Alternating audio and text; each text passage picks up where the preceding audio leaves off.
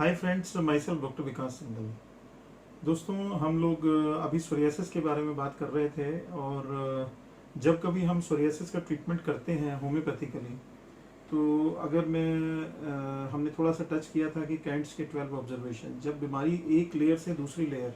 ऐसा डॉक्टर विजयकर के जो स्टूडेंट्स रहे हैं उन्होंने भी इस बात को सिद्ध भी किया है और साइंटिफिकली आज ये बात प्रूव भी हो चुकी है कि बीमारी जो है, कोई भी डिजीज कंडीशन है, स्पेशली जो सोरियासिस है, वो स्किन कंडीशन ऊपर के ऊपर रहती है, लेकिन जो डीप लेयर्स हैं हमारी, जो एंडोडर्मिस है और बीजोडर्म है, उसके अंदर भी इसकी इन्वॉल्वमेंट हुआ करती है। तो ये चीज़ प्रूव कैसे होती है? क्योंकि जो हैरिंग्स लॉ ऑफ क्योर है, अगर हम उसकी बात करते हैं कि भाई ये जो reverse order of their appearance, symptoms जो है उसी अपीयरेंस के हिसाब से वापस जाया करते हैं, जिस तरीके से, यानी जो बीमारी का जो लक्षण सबसे बाद में प्रकट हुआ था, वो बीमारी का जो लक्षण सबसे बाद में हुआ था वो सबसे पहले जाना चाहिए। तो जो सबसे पहले आया था वो सबसे बाद में जाएगा। तो ये हैरिंग्स लॉ ऑफ क्योर के हिसाब से भी हम देखें कि बीमारी ऊपर से नीचे की तरफ ही जाती है। अगर हम स्किन के केसेस में हम लोग डील कर रहे होते हैं, तो अगर फेस में इरप्शंस हैं बंदे को कोई, या किसी पर्सन को कोई प्रॉब्लम फेस के ऊपर कोई है, और वो धीरे धीरे करके एक्सट्रीमिटीज़ पे आ जाती है और फुट के ऊपर रह जाती है और धीरे धीरे करके वो पूरी तरह से ठीक हो जाती है, तो this is the right direction of cure, ऐसा माना जाता है। तो दोस्तों, आज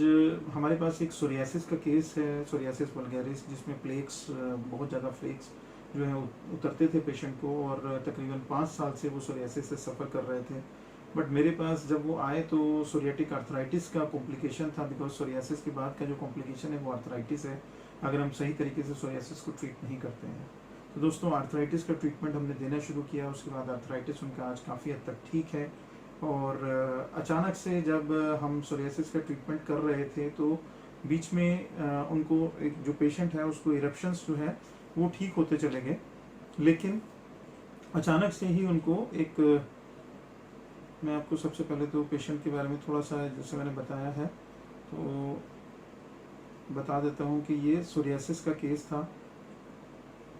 और उनको सेल्यूलाइटिस अचानक से डेवलप हो गया। और सेल्यूलाइटिस कितना भयंकर एक प्रॉब्लम है ये आप देख सकते हैं। ये पेशेंट की चेस्ट कंडीशन है, चेस्ट के ऊपर बिल्कुल सेंटर में पेशेंट को, ये सामने आप देख सकते हैं। तो ये इस तरह से कुछ दिखाई दे रहा था जो पेशेंट की कंडीशन थी। अचानक से उन्होंने मुझे फ़ोन किया कि मेरी चेस्ट पे एक बॉयल हो गया है, फोड़ा हो गया है, और तो हमने तुरंत उनको क्लिनिक में बुलाया, क्योंकि हम लोग ट्रीट कर रहे थे और पिछले तकरीबन 1-1.5 साल से उनका ट्रीटमेंट हमारे पास आर्थराइटिस के लिए, सोरियाटिक आर्थराइटिस के लिए चल रहा था, और धीरे धीरे उनकी स्किन कंडीशन पहले से बहुत बेटर हो रही थी। लेकिन जैसा कि आप लोगों को ज्ञात है, होम्योपैथी में इस तरह की प्रॉब्लम्स, जो एक्यूट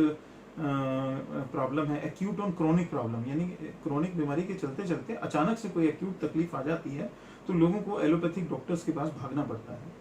तो दोस्तों, थोड़ा सा अगर आप स्टडी करें और अपने सीनियर्स की थोड़ी गाइडेंस लें, तो ये जो मेडिकल स्टूडेंट्स हैं, ये होम्योपैथिक स्टूडेंट्स हैं, ये उन लोगों के लिए एक मैसेज भी है कि अगर आप एक्यूट डिजीज़, एक्यूट कंडीशंस को हैंडल करते हैं, तो आपका जो है पेशेंट के माइंड में कॉन्फिडेंस लेवल एक अलग तरह से डेवलप होता है, और उसमें एक होम्योपैथी का एक नाम भी ऊंचा होता है। लेकिन आपको अपनी लिमिटेशंस का ज़रूर पता होना चाहिए कि कहाँ केस हमें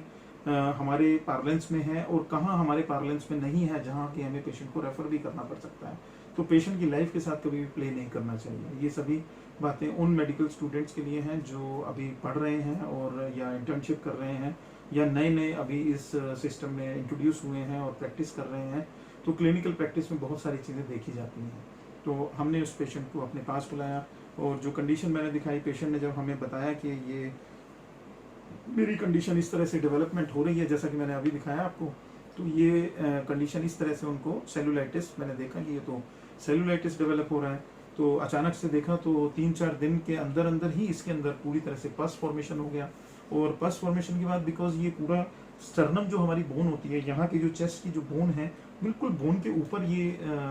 बॉयल बना था। उसके बाद सेलुलाइटिस डेवलप हुआ, और बहुत, हम लोग जिसको आम भाषा में हम लोग MRSA ऐसा करके एक सेलुलाइटिस लिख दिया करते हैं डॉक्टर्स की, MRSA यानी मेथिसिलिन रेसिस्टेंट स्टेफाइलोकोकस ऑरिजियस इन्फेक्शन है। तो जो स्टेफाइलोकोकल इन्फेक्शन है या स्ट्रेप्टोकोकल इन्फेक्शन होते हैं, वो जल्दी से विदाउट एंटीबायोटिक, ऐसा माना जाता है एलोपैथिक विधा में, कि ये पूरी तरह से ठीक नहीं हुआ करते हैं। लेकिन दोस्तों, जैसा कि आप देख रहे हैं, ये मैंने आपको फोटोग्राफ दिखाया और उसके बाद इसका जो सेलुलाइटिस था पेशेंट का वो बढ़ता ही चला गया। और कितने दिन बढ़ा, ये तकरीबन 6-7 दिन इसको बढ़ते बढ़ते जो है पूरी तरह से ये फैलते फैलते पूरा स्किन जो है वो पूरी तरह से ऐसा लगा कि जैसे पस पड़ गया है। और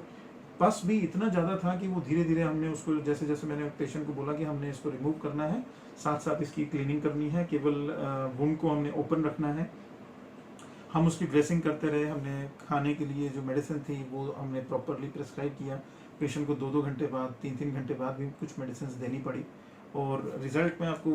दूसरा अपना फ़ोन है उसमें आपको दिखा सकता हूँ कि बिफोर और आफ्टर की जो रिजल्ट्स हैं, with in span of 15 days patient has totally recovered. तो आप देख सकते हैं, मैं पुरानी फ़ोटो आपको दूसरे फ़ोन में दिखाता हूँ और जो आज का चेंज है। दोस्तों हमारे पास उतना समय नहीं है ताकि हम इस तरह का वीडियो बना सकें जिसमें बिफोर आफ्टर आपको फोटोग्राफ में दिखा सकें, लेकिन यहाँ मैं पेशेंट की डायरेक्ट कंडीशन, क्योंकि ये बिफोर है, ये पेशेंट ने बिफोर कंडीशन है, यानी जब हमारे पास आए थे, और धीरे धीरे क्योंकि कंडीशन उनकी टाइम टू टाइम चेंज हुई तो हमने फोटोग्राफ उनके टाइम टू टाइम लिए हुए हैं। तो जैसे जैसे हमने पेशेंट की कंडीशन के हिसाब से उसको दिखाया, और आज की जो कंडीशन है वो प्रेजेंट कंडीशन, इस तरह की कंडीशन पेशेंट की है, पूरी तरह से नॉर्मल है। उसके बाद के भी कुछ फोटोग्राफ जो कि बिल्कुल क्लियर शो होते हैं कि वो इन्फेक्शन आज एग्जिस्ट भी नहीं करता है। तो दोस्तों आज ये वीडियो जो MRSA, कई बार लोग फ़ोन भी करते हैं, इस तरह की बड़ी टेक्निकल लैंग्वेज हो जाती है कि MRSA का डॉक्टर साहब आपके पास ट्रीटमेंट है। तो मेथिसिलिन जो रेसिस्टेंट स्टेफाइलोकोकल इन्फेक्शन है, चाहे उसको आप नाम कुछ भी दें, हम लोग उसको सिम्टम्स सिमिलैरिटी, यानी जब तक हमारे लक्षणों की समष्टि आपस में नहीं मिलती है दवा की और पेशेंट की जो सिम्टम्स हैं, तब तक हम लोग सही तरीके से क्योर नहीं कर सकते हैं। तो दोस्तों जो मेडिकल स्टूडेंट्स हैं, ये आज उन लोगों के लिए एक होप देने के लिए वीडियो मैंने बनाया है। और साथ ही जो सेलुलाइटिस के पेशेंट्स हैं जिनको कहीं डॉक्टर ने कह दिया है कि अब आपको सर्जरी ही करानी पड़ेगी, इसमें आपके पास कोई ऑप्शन नहीं है। हमारे सेलुलाइटिस पे और भी हमने कुछ 2-3 वीडियोस पहले भी डाले हैं, वो भी आप यूट्यूब में चेक कर सकते हैं। एक बहुत ही डिफरेंट सा केस था जहाँ पे पूरे पेट के ऊपर ही पूरा इन्फेक्शन हो गया था, तो वो भी आज पूरी तरह से ठीक हो चुका है। केस 6 महीने हमें उसे ठीक करने में लगे, जहाँ की डॉक्टर ने प्लास्टिक सर्जरी और ग्राफ्टिंग तक के लिए पेशेंट को बोल दिया था कि और कोई ऑप्शन नहीं है, पूरी की पूरी स्किन आपकी जो है डैमेज हो चुकी है। और दोस्तों सेलुलाइटिस जो है वो एक अपने आप में एक, क्योंकि सेप्सिस होने का चांस रहता है, प्लस बहुत ज़्यादा फॉर्मेशन होती है, तो पूरा सेप्टिसीमिया होने का चांस रहता है। तो हमें अपनी limitations, being a homeopathic doctor, हमें अपना